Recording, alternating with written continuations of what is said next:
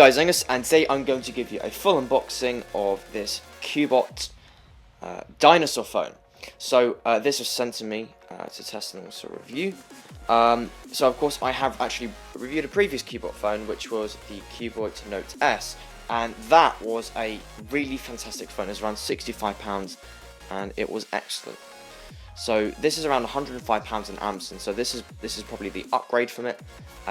You know, it's got things like a 13 megapixel rear camera and a 5 megapixel front camera. So it's got better cameras than the Cubot Note S, and it's got things like 3 gigabytes of RAM. So actually, straight out of the box, we've got the Cubot Note S, and it's actually got a rubber protector, which looks a bit weird because it kind of like curves outwards, but I think it looks quite nice, and I think it's really helpful. See if it powers on, which it actually most likely won't, because we need to take the battery out. Whenever, with all these new phones, they have a little pieces of tape that cover the battery to prevent it from turning on, which I guess is quite clever, but we need to take this out. The design of it is fairly nice. It's gold, it's powered on, which is really cool, and you know, it looks like a great phone. So what we'll do is we'll put that back in the case. So that was at the front, and then we've got like a starter guide here.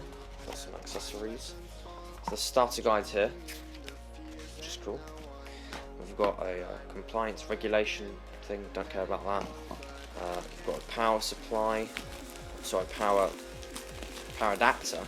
We've got micro USB. So no headphones, which I like, because the headphones they give are just really rubbish. So I think that's really good that they just don't include those. But I have actually just seen that the phone has turned on, so the boot itself was immensely quick, and I was very, very impressed with it. So let's take a look at it, and it looks really nice. I'm starting to grow on the case because firstly it's really textury, so it's not going to slip out your hands. Okay, and there it is, looking really, really nice.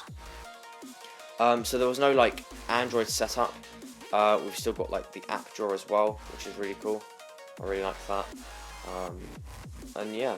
So now just taking a quick look at the camera performance. As you can see, for a $100 phone, I think it actually does quite an impressive job.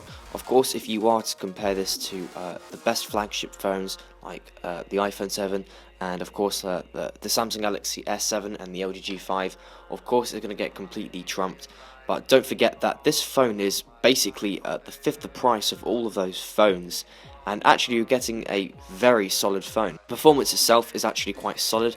I found the operating system to be quite snappy and responsive. It's definitely got enough RAM as well for everyday usage.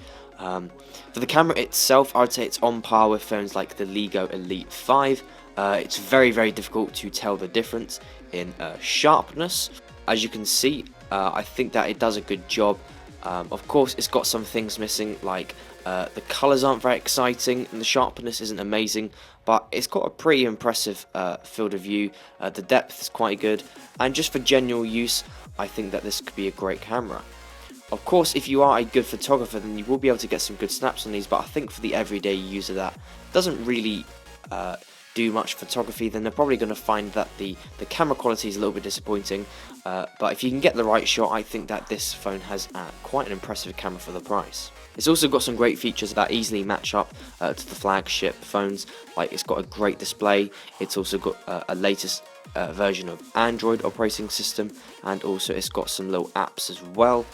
Like for example, it's got Hotkey, which is quite a popular accessory now, which is an app that allows you to simultaneously pair devices with other Chinese phones like this, and you can basically instantly share media with each device, and I think it's actually absolutely fantastic because it's about 5 times quicker than Bluetooth. With a battery over 4,000 milliamps, you're definitely going to get very solid battery life on this phone. I found the battery life to be absolutely fine. I tried draining it for a couple of hours only, found it drained about 10 to 20%, which is really, really good. And also don't forget that the battery is also removable as well, which is also fantastic. So of course, if you want to carry around another battery, then you can get instant battery life within about 15 seconds, but of course you do have to power off the device. Of course, with things like the design, you are going to have to sacrifice a premium feel because of its plastic sort of look, but then again, it is such a cheap phone, and you can of course get cases with it as well. But that's to say, because of that plastic design, you also do get a removable back with access to upgradable storage, and also 2 SIM card slots as well, which is fantastic. I think overall this is a really great phone. It is an upgrade from the Cubot Note S, and of course you're paying more money for things like a better camera, both front and facing, and I think you're also paying for better performance as well. I found the performance on this phone to be absolutely fine, and I was happy with it. I still use my Lego Elite 5 every day, and haven't really had many performance issues at all. I think it's a great backup phone as well. If you do have an expensive phone and you're looking for an alternative phone as a backup, then this could be the perfect solution for you, because it really does not break the wallet. Anyway, there is my full review of this phone. Of course, if you did find this review helpful, then definitely be sure to give this video a thumbs up. But apart from that, thanks for watching.